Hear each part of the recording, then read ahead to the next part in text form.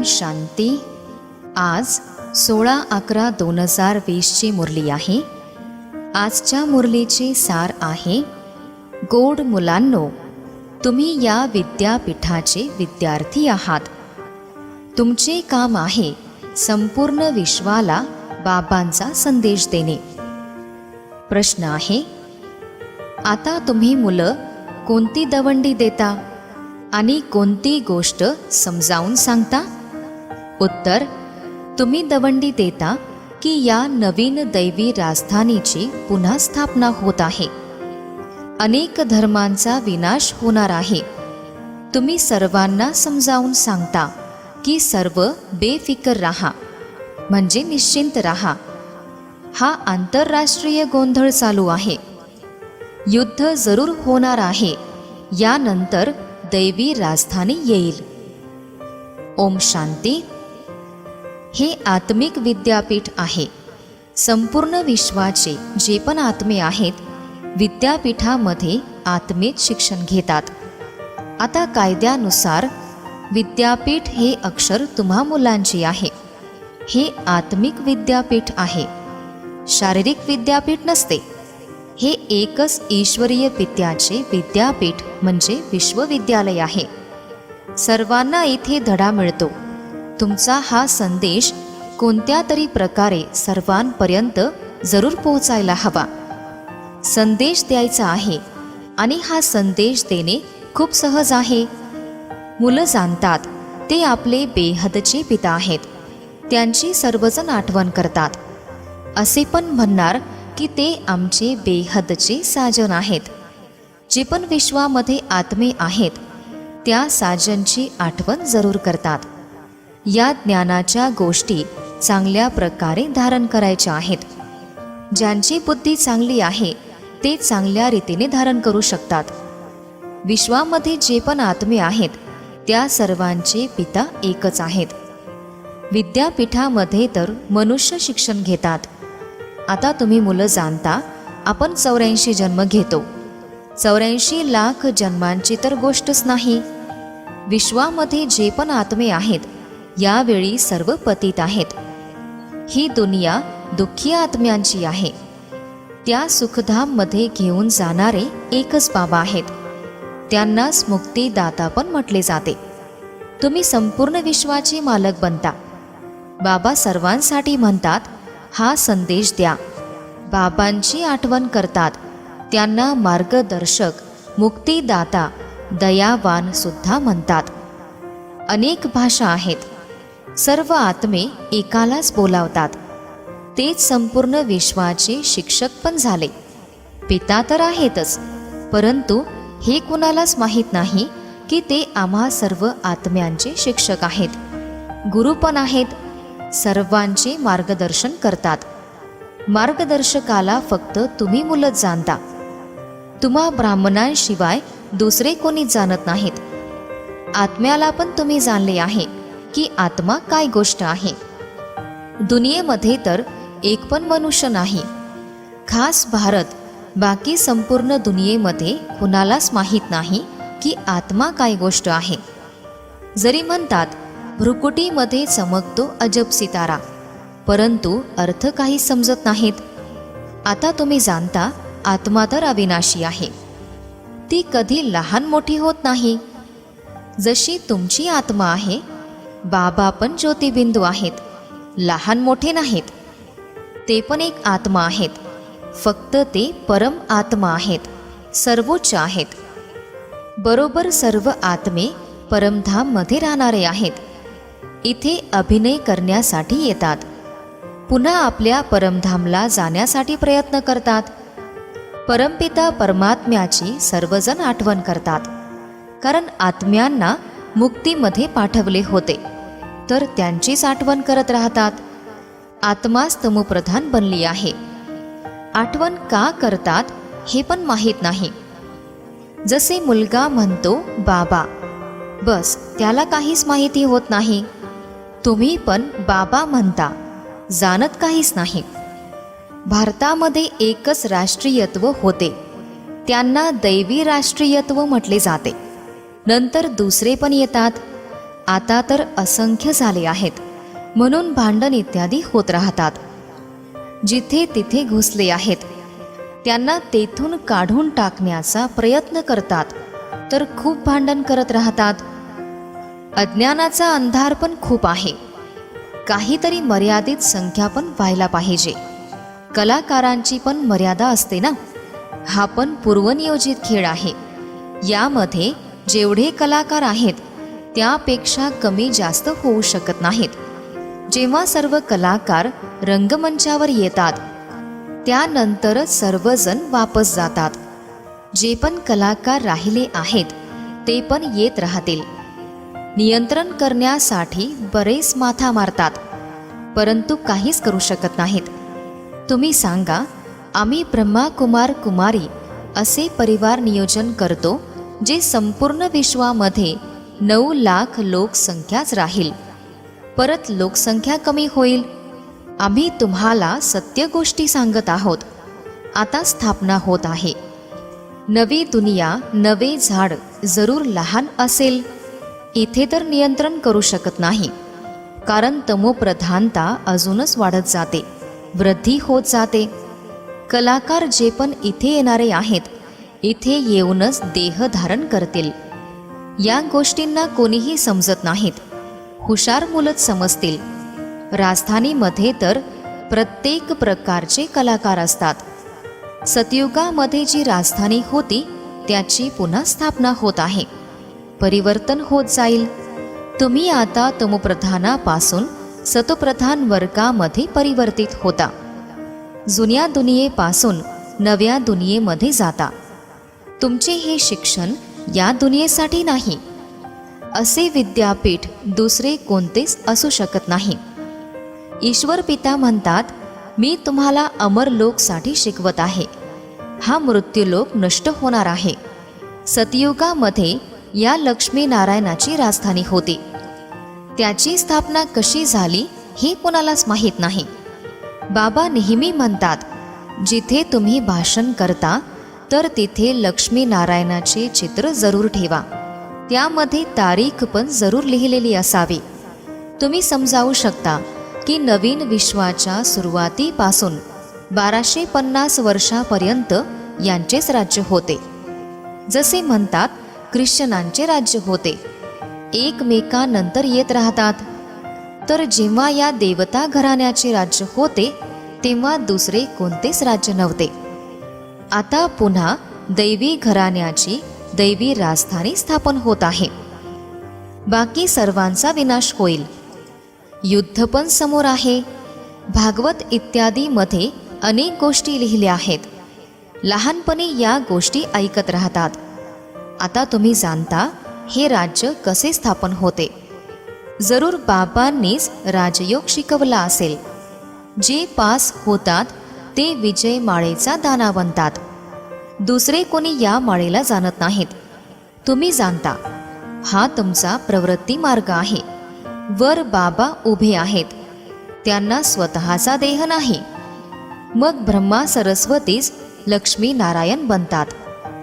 पहिले पिता पाहिजे, नंतर जोडी. रुद्राक्षाचे मणी पण असतात ना. नेपाळमध्ये एक वृक्ष आहे, तिथून रुद्राक्षाचे मणी घेऊन येतात. त्यामध्ये खरे पण असतात. जेवढे लहान तेवढी किंमत जास्त असते. आता तुम्ही त्याच्या अर्थाला समजून घेतले आहे. ही विष्णूची विजय माळ किंवा रुंड माळ बनते. ते लोक तर फक्त माळा जपतात, राम राम म्हणत राहतात. अर्थ काहीच समजत नाहीत. माळेचा जाप करतात. इथे तर बाबा म्हणतात, माझी आठवण करा. हाच अजपा जाप आहे. मुखाद्वारे काहीच बोलायचे नाही. गाणे सुद्धा स्थूल आहेत. मुलांना तर फक्त बाबांची आठवण करायची आहे. नाही तर गाणे इत्यादी आठवणीत येत राहतात. इथे मुख्य गोष्ट बाबांच्या आठवणीची आहे. तुम्हाला आवाजापासून दूर जायची आहे. बाबांच्या सूचना आहेत. बाबा असे म्हणत नाहीत की गाणे गा, आवाज करा. माझ्या महिमाचे गायन करण्याची सुद्धा आवश्यकता नाही. इथे तर तुम्ही जाणता ते ज्ञानाचे सागर सुख शांतीचे सागर आहेत.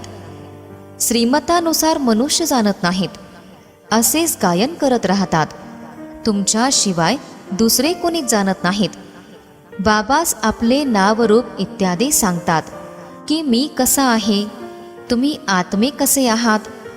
तुम्ही अभिनय करण्यासाठी खूप मेहनत करता. अर्धा कल्प भक्ती केली आहे. मी तर असा अभिनय करत नाही. मी सुख दुःखापासून वेगळा आहे. तुम्हीच दुःख भोगता, परत तुम्हीच सतयुगामध्ये सुख भोगता. तुमचा अभिनय माझ्यापेक्षा उच्च आहे. मी तर अर्धा कल्प तिथेच आरामशीर वानप्रस्थमध्ये बसून असतो. तुम्ही मला बोलावत राहता. असे नाही की मी तिथे बसून तुमचा आवाज ऐकतो. माझा अभिनय या वेळेचाच आहे. या नाटकातील अभिनयाला मी जाणतो. आता हे विश्व नाटक पूर्ण झाले आहे. मला जाऊन पतितांना पावन बनवण्याचा अभिनय करायचा आहे, दुसरी कोणतीच गोष्ट नाही. मनुष्य समजतात की परमात्मा सर्वशक्तिवान आहे, अंतर्यामी आहे. सर्वांच्या मनामध्ये काय चालते ते सर्व जाणतात. बाबा म्हणतात असे काहीच नाही. तुम्ही जेव्हा अगदी तमोप्रधान बनता तेव्हा अचूक वेळी मला यावे लागते. साधारण देहामध्ये येऊन तुम्हा मुलांना दुःखापासून सोडवतो. एका धर्माची स्थापना ब्रह्माद्वारे करतो. अनेक धर्मांचा विनाश शंकराद्वारे करतो. हाहाकारानंतर जय जयकार होईल. खूप हाहाकार होईल. संकटांमध्ये मृत्यू होतील. नैसर्गिक आपत्तीची पण खूप मदत होत राहते. नाहीतर मनुष्य खूप रोगी दुःखी होतील. बाबा म्हणतात मुलं दुःखी होऊ नये यासाठी नैसर्गिक आपत्ती पण खूप होतात, जे सर्वांना नष्ट करतात. बॉम्ब्स तर काहीच नाही. नैसर्गिक आपत्ती खूप मदत करते.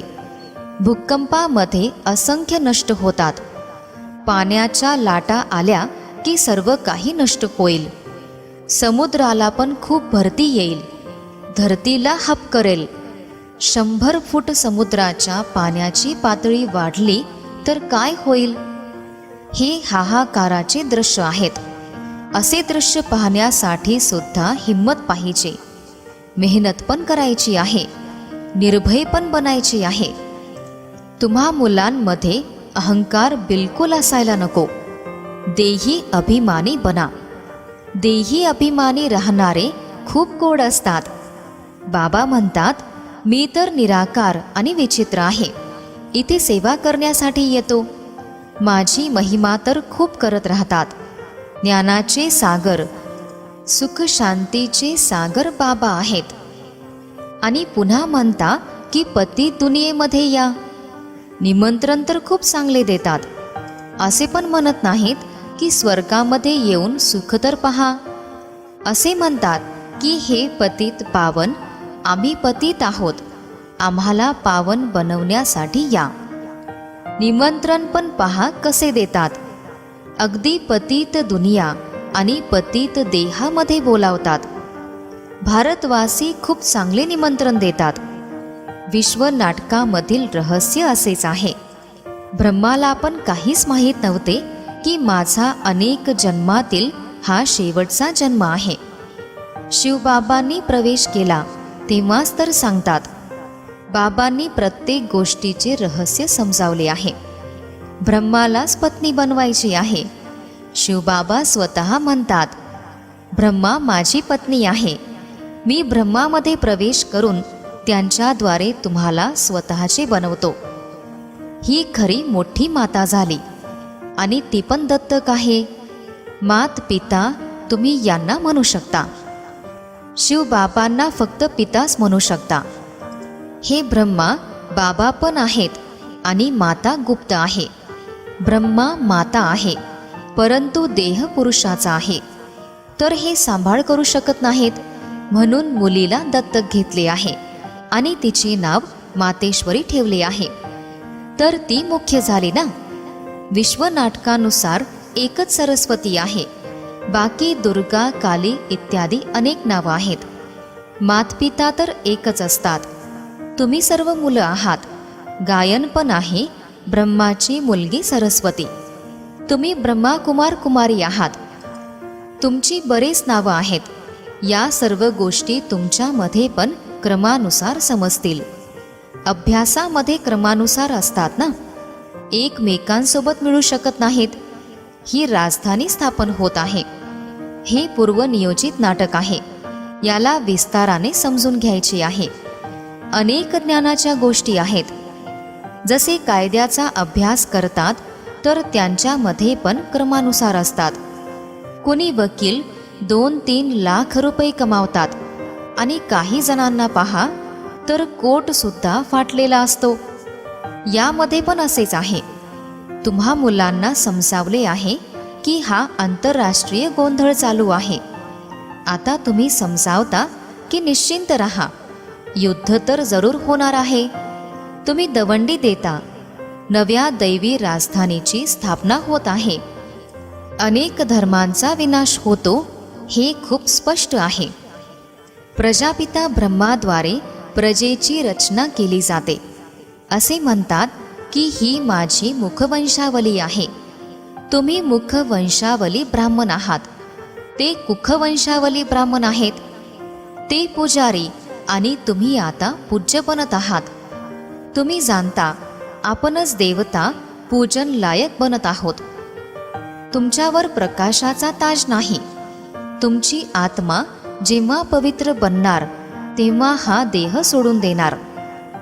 या देहावर तुम्हाला प्रकाशाचा ताज देऊ शकत नाही. तो शोभणार पण नाही. यावेळी तुम्ही गायन योग्य बनत आहात. यावेळी कोणीही आत्मे पवित्र नाहीत, म्हणून कोणावरही प्रकाशाचा ताज देऊ शकत नाहीत. प्रकाशाचा ताज सतयुगामध्येच असतो. 2 कला कमी असणाऱ्यांना सुद्धा ताज द्यायला नाही पाहिजे. अच्छा, गोड गोड फार फार वर्षांनी भेटलेल्या मुलांप्रती मात पिता बाप दादांची प्रेमपूर्ण आठवण आणि सुप्रभात. आत्मिक पित्याचा आत्मिक मुलांना नमस्ते. आत्मिक मुलांचाही आत्मिक पित्यांना नमस्ते. धारणेसाठी मुख्य सारांश आहे. पहिला सारांश, आपली स्थिती अशी अचल आणि निर्भय बनवायची आहे जे अंतिम विनाशाचे दृश्य पाहू शकणार. देही अभिमानी बनण्यासाठी मेहनत करायची आहे. दुसरा सारांश, नवीन राजधानीमध्ये उच्च पद मिळवण्यासाठी राजयोगाच्या अभ्यासाकडे पूर्ण लक्ष द्यायचे आहे. पास होऊन विजय माळेचा मणी बनायचे आहे. आजचे वरदान आहे, निर्बल, संभ्रमित, असमर्थ आत्म्यांना जास्तीत जास्त बळ देणारे आत्मिक दयावान भव.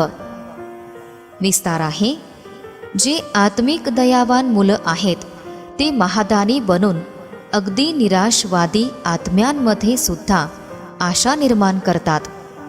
निर्बलला बलवान बनवतात. दान नेहमी गरिबाला, सहारा नसलेल्या आत्म्यांना दिले जाते. तर जे निर्बल, असमर्थ, संभ्रमित, प्रजा बनणारे आत्मे आहेत त्यांच्यासाठी आत्मिक दयावान बनून महादानी बना. आपसामध्ये एकमेकांप्रती महादानी नाही, ते तर सहयोगी सोबती आहेत, भाऊ भाऊ आहेत, समवयस्क पुरुषार्थी आहेत. सहयोग द्या, दान नाही. आजचे बोधवाक्य आहे, नेहमी एक बाबांच्या श्रेष्ठ संगतीमध्ये राहा, तर दुसऱ्या कोणाच्या संगतीच्या रंगाचा प्रभाव तुमच्यावर पडू शकणार नाही. ओम शांती.